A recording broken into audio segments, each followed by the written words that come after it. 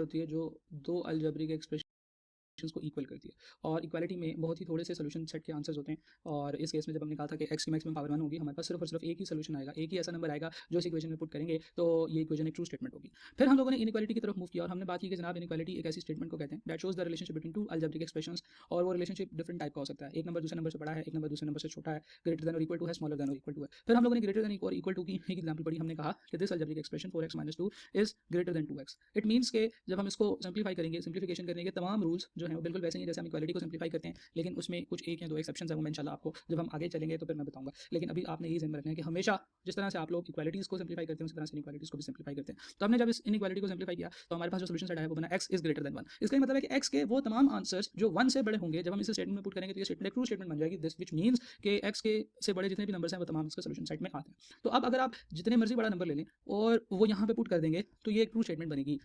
और ये number theoretically speaking infinite numbers हैं, इन्फिनिट सॉल्यूशंस हैं इस एक इनइक्वालिटी के। तो इनइक्वालिटीज़ के जो सॉल्यूशंस होते हैं वो इन्फिनिट होते हैं, जो हमारे पास इस तरह की सिंपल इनइक्वालिटीज़ होती हैं जिसमें सिर्फ greater than equal to, less than equal to या greater than and less than वगैरह के साइन आ रहे होते हैं। इसी तरह से फिर हमने जब दूसरी सिचुएशन देखी, हमने कहा कि अगर लेस देन की बात करें तो इसका ये मतलब है कि एक्स के तमाम वो आंसर जो छोटे हैं 1 से वो आ जाएंगे, तो वो हमारी एक ट्रू स्टेटमेंट बन जाएगी, राइट। अब इस वीडियो में हम लोग ये देखेंगे कि सोल्यूशन सेट्स को नंबर लाइन पे ग्राफिकली किस तरह से रिप्रेजेंट किया जाता है। फर्स्ट करें जनाब, हमारे पास एक नंबर लाइन है, this is our number line, right. Number line में आपको पता है कि ये दोनों तरफ बढ़ती जा रही होती है और सेंटर में इसमें 0 होता है और राइट साइड पे 1 2 3 4 5 ऑनवर्ड पॉजिटिव इन्फिनिटी तक, और जो लेफ्ट साइड है उसमें -1 -2 -3 -4 -5 अप टू माइनस इन्फिनिटी, इस तरह से होता है। नंबर लाइन के ऊपर अगर आपने प्लॉट करना हो x इज ग्रेटर देन 1 तो आप x की उन तमाम वैल्यूज़ का जिक्र कर रहे हैं जो 1 से बड़ी, राइट, लेकिन x इक्वल टू 1 का जिक्र नहीं कर रहे हैं। तो हम लोग क्या करेंगे कि नंबर लाइन के ऊपर 1 जहाँ पे लिखा हुआ है वहाँ पे एक दायरा लगाएंगे, right. For example this is a circle, 1 के ऊपर 1 के बिल्कुल नीचे इसकी बिल्कुल सीध में एक लाइन लगा देंगे, दिस मीन्स कि यहाँ से ये नंबर स्टार्ट हो रहा है। और क्योंकि ग्रेटर देन की बात हो रही है, हर वो नंबर जो 1 से बड़ा है यानी कि 1 2 3 4 5, तो इस तरफ को एक लाइन लगा देंगे which is going up to positive infinity.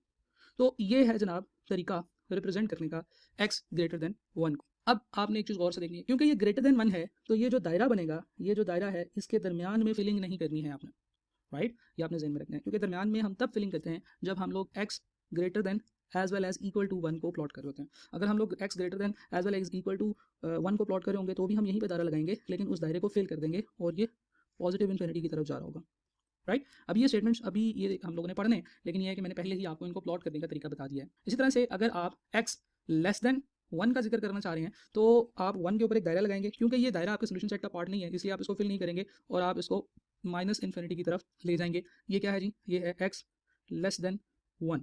तो x की उन तमाम वैल्यूज़ का जिक्र किया जा रहा है जो 1 से छोटी है। तो 0 से इसको स्टार्ट नहीं करना है, क्योंकि 1 से नीचे 0.9 भी हमारे सोल्यूशन का पार्ट है। इवन 0.9 और 1 के दरमियान में भी अगर हम गौर से देखें तो 0.95 जो है वो भी हमारे सोल्यूशन का पार्ट है। तो इसलिए कि बजाय इसके कि मैं इसको 0 से स्टार्ट करूं, मैं इसको 1 से स्टार्ट करूंगा ताकि 1 से नीचे वाली तमाम वैल्यूज़ भी मेरी शेप में कवर हो जाएं। तो अगर मैंने x लेस देन 1 का जिक्र करना है तो x less than 1 will start from 1, लेकिन 1 इसमें इंक्लूडेड नहीं होगा। लेकिन अगर इस तरह से दायरा है और दायरा फिल किया हुआ है आपने और फिर उसके बाद आप इसको अप टू इन्फिनिटी तक लेके जा रहे हो, तो इसका मतलब ये है कि x is less than as well as equal to 1, और less than as well as equal to 1 के लिए आपको दायरे में रंग भरना पड़ेगा, राइट। तो इस तरह से हम लोग नंबर लाइन के ऊपर इनइक्वालिटीज़ को रिप्रेजेंट करते हैं। सही है जनाब। ऐसे हो सकता है कि एग्जामिनर आपको नंबर लाइन दे दे और उसके ऊपर इस तरह से शेप बना के आपसे पूछे कि बताएं कि इस स्टेटमेंट का क्या मतलब है, या इसकी स्टेटमेंट बनाएं क्या होगी। या ऐसे हो सकता है कि आपको एक स्टेटमेंट दे दी जाए और आपसे पूछा जाए कि बताएं इन चारों ऑप्शन में से, फिर 4 नंबर लाइन दे दी जाए और आपसे पूछा जाए कि बताएं इन चारों में से कौन सी जो लाइन है वो करेक्टली रिप्रेजेंट कर रही है इस स्टेटमेंट को, राइट। तो इस तरह से आप लोग नंबर्स को प्लॉट कर सकते हैं नंबर लाइन के ऊपर, और ये जो इनइक्वालिटीज़ के जो सॉल्यूशंस होते हैं इनको नंबर लाइन पे प्लॉट किया जा सकता है। लेकिन अब हम लोग आगे चलते हैं, हम लोग देखते हैं कि greater than as well as equal to के सिनेरियोज कहाँ पे यूज़ होते हैं और इनकी जो लॉजिक है वो क्या है। देखिए जनाब, आप एक जॉब पे अप्लाई करें और जॉब वालों ने कहा है कि आपकी जो मैक्सिमम जो एज है वो 21 ईयर्स होनी चाहिए, राइट। सही है जनाब, ये इसका क्राइटेरिया है कि मैक्सिमम एज 21 ईयर्स होनी चाहिए।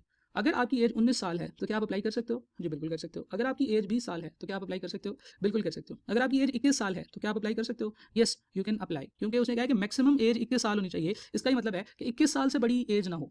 जब जैसे ही आप 21 साल एक दिन के हो जाओगे किसी एक स्पेसिफिक डेट पे, तो वो आप उस रेंज से बाहर निकल जाओगे। तो इनइक्वालिटीज़ के अंदर एक तो लोअर लिमिट की बात हो रही है कि यानी कि जो आपकी एज है that should be less then 21, लेकिन सिर्फ लेस देन 21 ही नहीं, क्योंकि लेस देन 21 में 20, 19, 18, 17 आ रहा है। इसके साथ साथ at the same time equal to 21 भी अलाउ है, यानी कि आपकी एज लेस देन 21 भी हो सकती है एंड आपकी एज जो है वो इक्वल टू 21 भी हो सकती है।